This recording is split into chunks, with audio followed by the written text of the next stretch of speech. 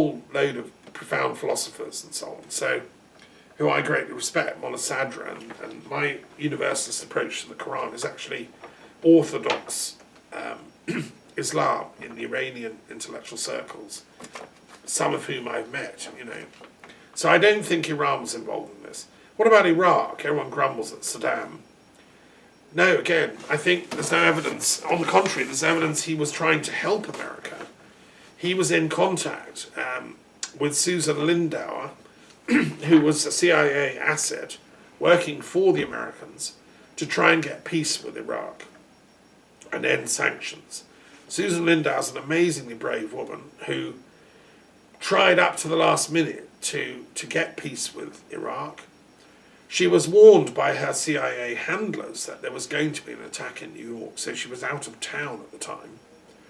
But she was more or less told it was coming up, and so that's absolute evidence that people in the CIA knew it was coming. So she was then arrested. She had been trying to tell congressmen that Saddam wanted peace. He was prepared to do economic trade deals. He wanted normalization of relations with the US. He was not a sort of monster. He was a clever guy. He made some fundamental ethical errors in his life, especially invading Kuwait, the treatment of the Kurds and so on. But he wasn't in a sort of, devil superstar league, in my view. I think that's a propaganda thing, that he was elevated to that sort of Hitler rung of things.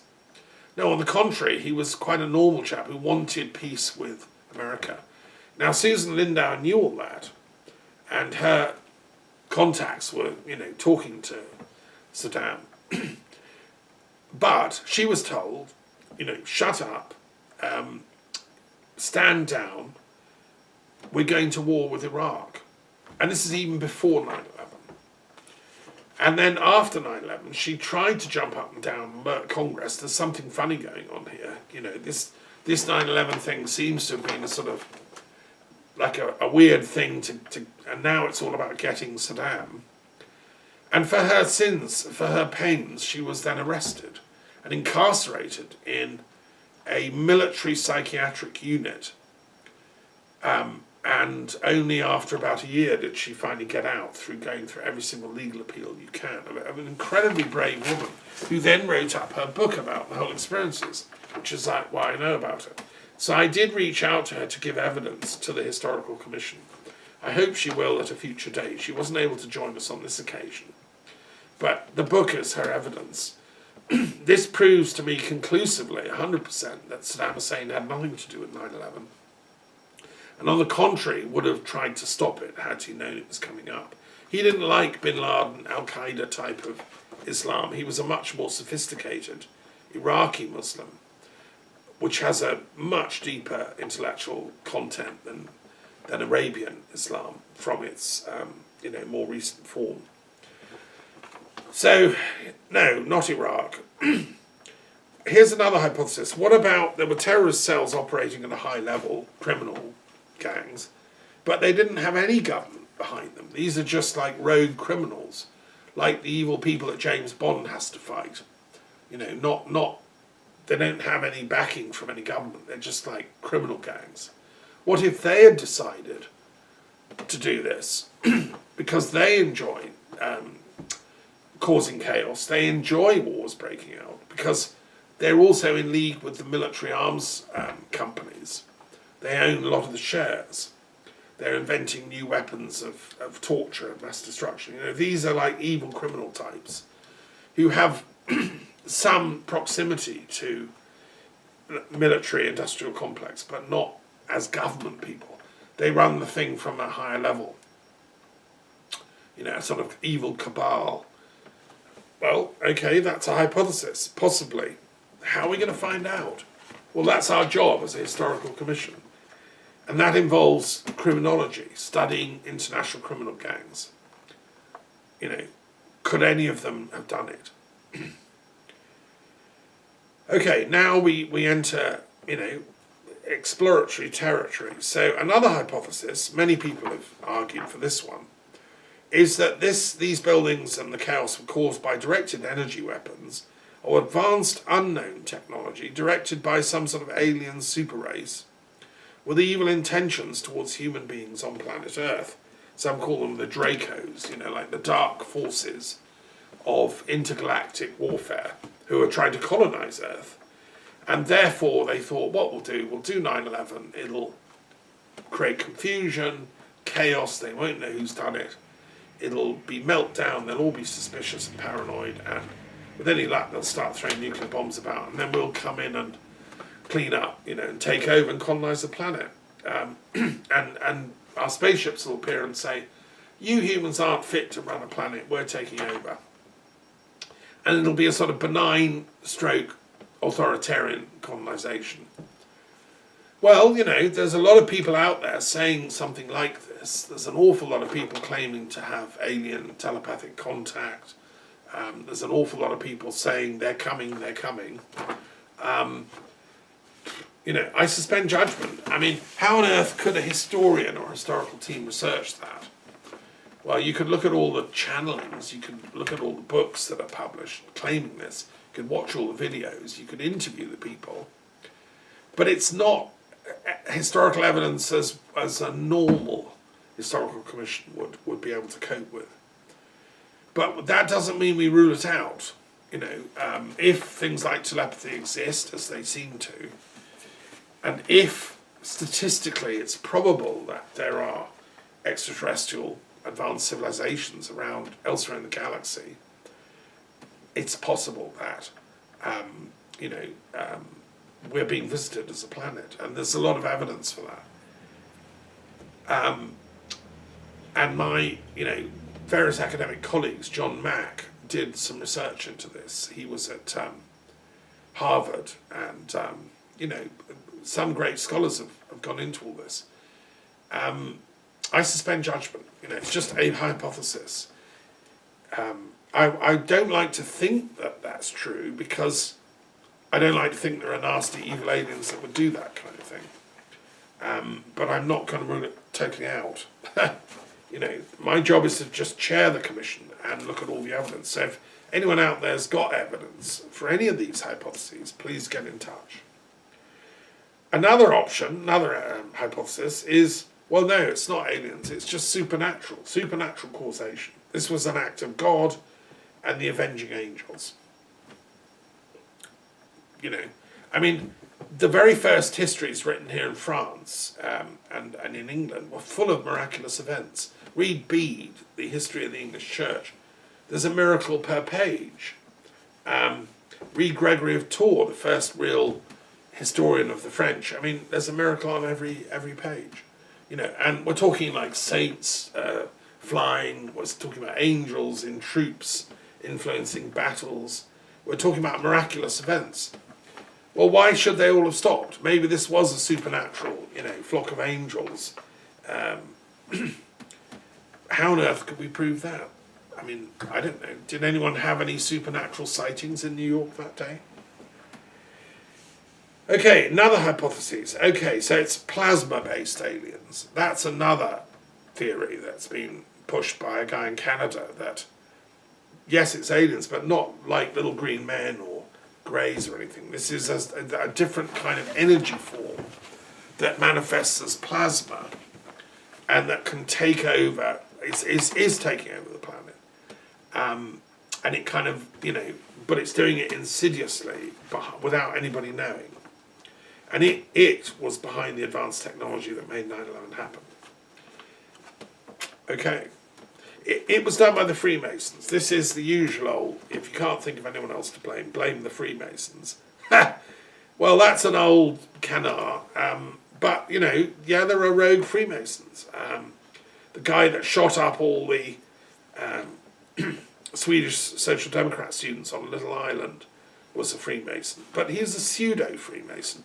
No genuine Freemason of the proper intellectual tradition that European thinkers come from would do things like this. But is it possible some sort of pseudo occult nasty type Freemasons did it? Well, it's possible. Investigate it. Quiz the head of the Masonic lodges of New York. What were they doing on the day? Oh no, it wasn't the Freemasons, it was the Jesuits. That's the other thing. If you want to blame somebody, blame the Jesuits.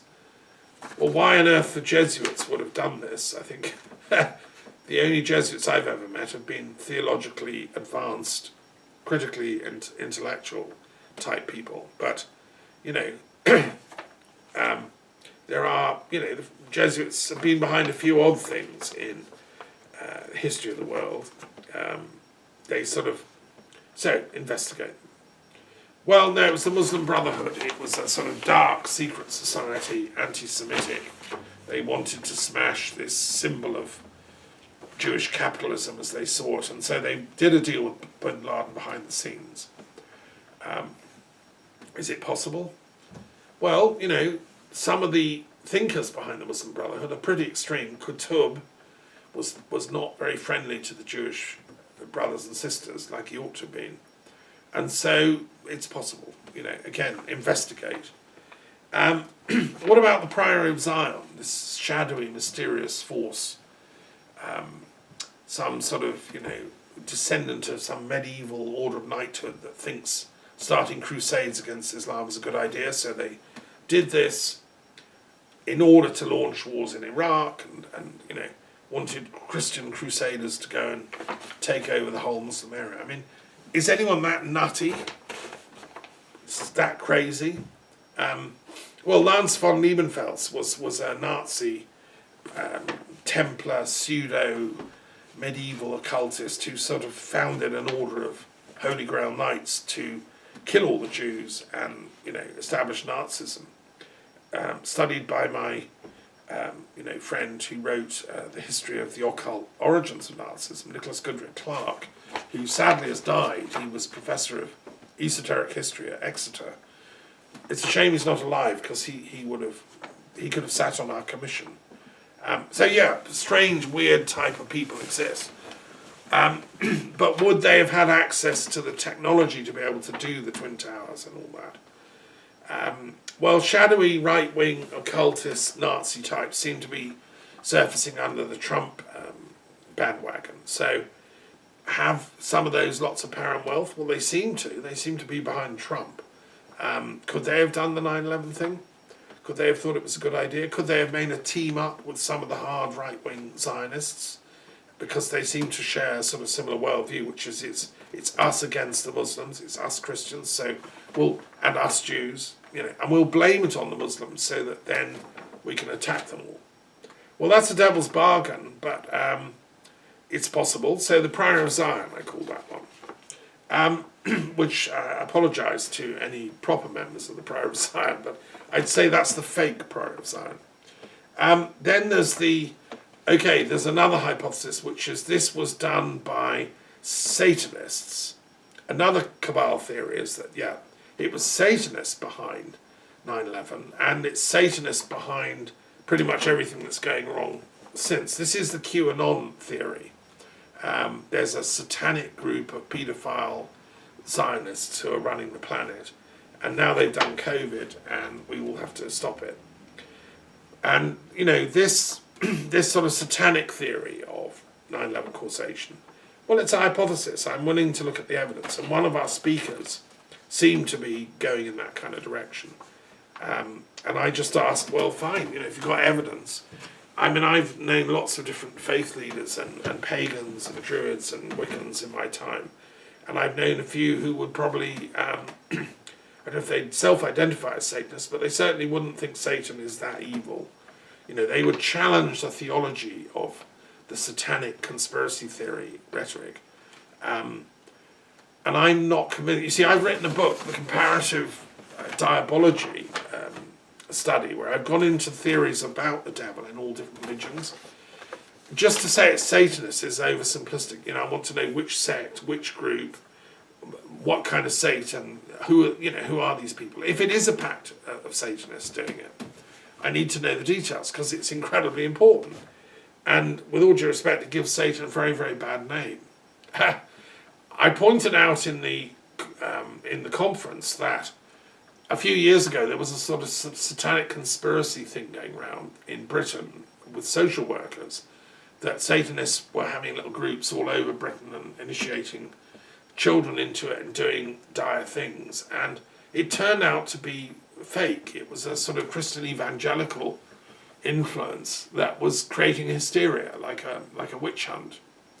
And I've spoken to people on Orkney who were able to tell me chapter and verses how it was fake. So it smacks a bit of going back to Salem days, where we blame the Satanists for everything.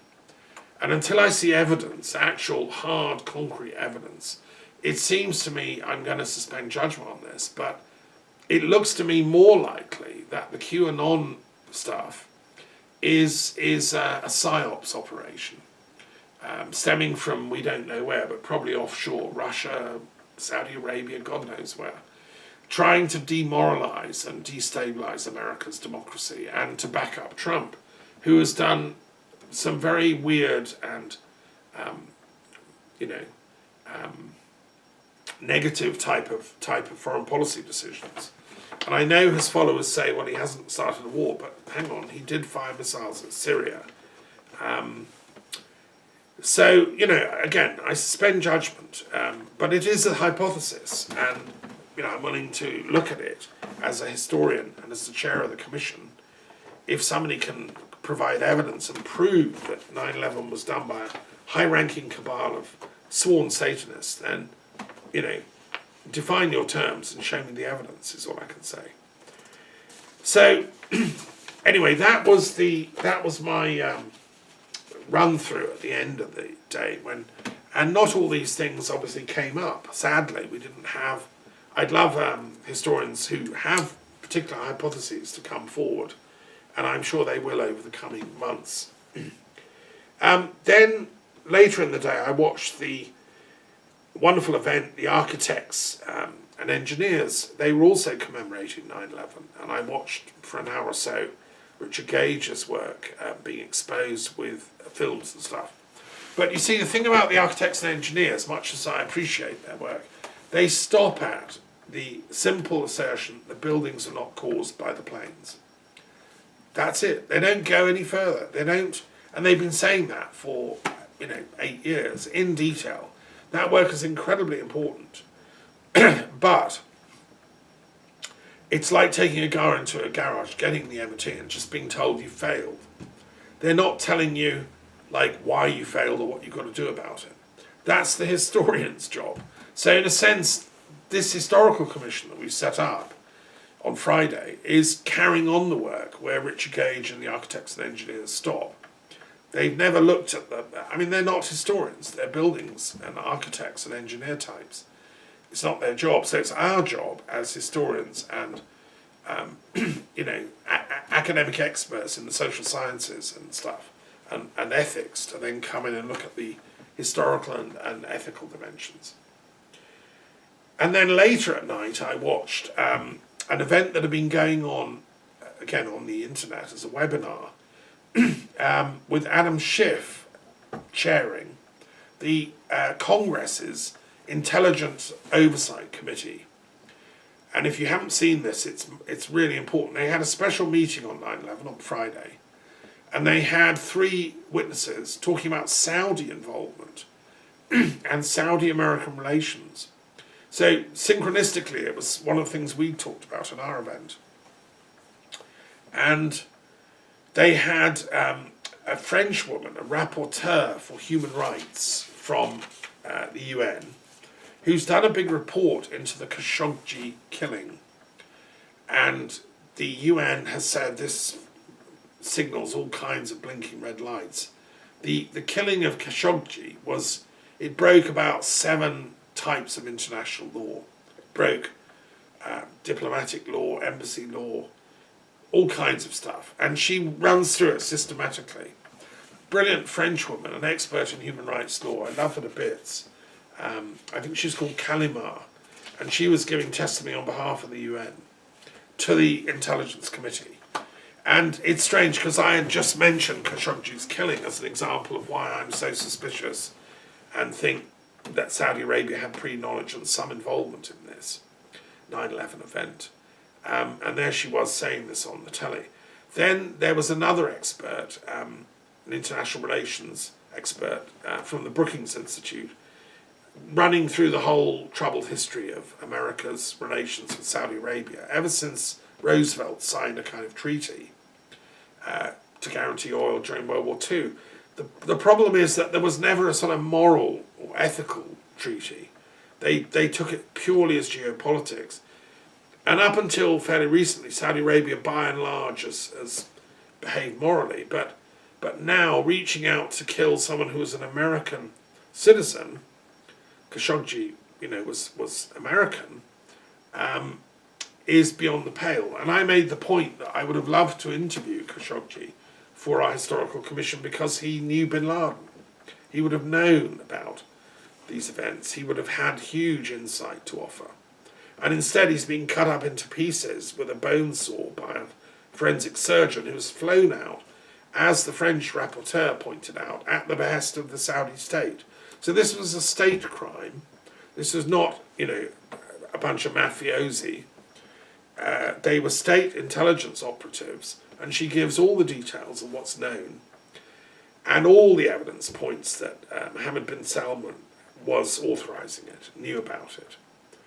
And there's Trump saying, no, he's my buddy, I believe his word. Well, that means Trump is either morally ignorant, either intellectually ignorant, can't discern when somebody's lying, or geopolitically ignorant. He thinks that it's in America's interest to deal with fanatical, murderous, dictatorial regimes who are still dropping bombs on innocent people in Yemen, just because they're Shias. This is a sort of fanatical, barbarous, Dark Ages type regime, which cuts up journalists. And what's it got to hide? That was the question that was being asked in the Intelligence Committee, not just by me. It was a weird synchronicity to find it online. And the third witness before it was a Saudi, a man called Sufan, who's founded a agency. He works in, I think, Los Angeles, incredibly articulate, a bit like another Khashoggi, and it was actually a friend of his. And he's also become an American. He exposed a lot of what's been going on behind the scenes, what Saudi Arabian intelligence are trying to do. And he was asked the question, is Saudi Arabia trying to destabilize American democracy? Yes. Is it trying to campaign aggressively for Trump's election and re-election? Yes. In other words, the Saudi are interfering in American politics, and they've got bots, they've got robot-type people on Facebook and Twitter, all gunning for Trump. So, it's really important that the American people know this. Don't be naive about what you're up against. So that was really important to listen to, and it followed on the events of the day, really. And I think Adam Schiff is doing a good job in hosting and organising these kind of events. Then there was the Wisdom Council, which I also participated in on the same day it was all happening. And here we had our usual gathering of elders, spiritual people from different walks of life and cultural backgrounds, mainly from North America, Canada, me from Europe. And I think what came out of that discussion, which was so good for me, chance to reflect on it all, was because we were talking about health. And obviously with COVID, health is on everyone's minds at the moment, but we were talking about health from an overall systemic global perspective. What will make for a healthy world, a world of well-being? And it came to me, I've known this for years. This is why I do what I do. But we won't get health truly on this planet till we get peace, because war and the threat of war and all the instability and insecurity and paranoia that results creates unpeace and creates dis-ease. When you're ill, you're dis-eased. You're not at ease. When you're well, your life is easy. You feel at ease. And we're not there as a planet. We're dis-eased. And this COVID thing is just yet another example of that to me. And I'm sure it's probably a bioweapons leak. It's typical of the dis-ease that we're we're doing. So to get to a place of ease, to get to a place of well-being, we have to go through the kingdom of peace, which means we have to demilitarize the planet and convert our armed force servicemen into peace workers, peace development, aid assistants, people doing ecological tree planting and so on. We can't do that till we know what happened at 9/11 and other sorts of catastrophes. So this is where truth comes to me. The truth work I'm doing is premised as a medical doctor on creating conditions for a proper diagnosis so that we can then get proper peace and therefore proper wellness. Anyway, that all came out, and that was very interesting to talk with some learned colleagues. And one of them was a wonderful American Indian chief, Chief Phil, I think, Philip. I don't know him, but he looked certainly quite a reverend elder. And he came out with a beautiful saying, which he quoted as an American Indian proverb that's in use in his circles. Too much thunder, not enough rain. I love that saying because, I don't know if you've noticed, but there's an awful lot of thunderstorms, but it often doesn't rain. We have that here in France. I mean, I never had that problem in Scotland because, of course, it always rained, whether thunder or not. I mean, I'd say there the problem was too much rain, not enough thunder. But I think what that proverb is saying is that the true shamans of the planet, the medicine men, the philosophers, the sages, we have to make it rain. And I don't mean just actual rain, although that's really needed for the forest fires everywhere. And for that, ceremonies are useful, magic. You can read about what to do in my book on peace magic, which is the first ever written. Now, I don't mean just physical rain, I mean conceptual rain, wisdom. When Thomas Aquinas gave his inaugural sermon after he was awarded his doctorate at the University of Paris, he spoke about cosmic rain and the duty of the sage to share from the mountaintop down into the valleys. It's a powerful image of water. And so we need more rain, folks. And that means we need to crack things like 9/11. I mean, it's been hanging over us for 19 years, for God's sake. So if you know any good historians, please get them in touch with me. Or if you're an amateur historian interested, just contact me. The more of us doing this work, the better. The more likely we are to get the rain coming. Talking of maths, I'm also, as you know, finishing my book on mathematics and religions. And I'm working through the different aspects of that. It's going really well, actually. I'm enjoying it. And it will be published probably within 10 days or so. And I've been looking at things like consciousness and religions. How do religions see consciousness? What is enlightenment? I've been looking at transpersonal history and astronomy and symmetry, looking at all these things through a mathematical lens as well. Sacred texts, sacred sexuality, and the whole question of sacred literature and languages. So each of these has got a chapter, and I'm asking all kinds of mathematical questions, what I call religious mathematical questions about these things. I'm the first, I think, the first expert in religious studies in the world's history. Sounds bonkers, but I think it's true, to actually look at the overlap of the Venn diagram called mathematical sciences and religious studies. The reason it's not been done before is because religious studies is very new. It's never been in existence more than 100 years or so as a discipline of comparative world religions. I'm not talking about theology. Of course, theology has been going on, but it's normally confessional. It's from a particular angle. Religious studies as a phenomenological study of religions. Ninian Smart developed it in the 60s in the UK. The first degrees in religious studies only developed then from the 60s onwards. And internationally, the International Association for the History of Religions has only been going a little while. So that's what I mean by the discipline of religious studies as an academic comparative religious field. And that's where my periodic table of the world's religions comes from, which, is the first ever attempt to create a sort of cartography of all the religions as one map. And so by looking at them all through the lens of mathematics, I think it wouldn't have been possible 100 years before. I mean, there's always been sacred mathematics around, and Iamblichus and Porphyry and the old Neoplatonists and Pythagoras himself, and Plato, they all had things to say about sacred mathematics.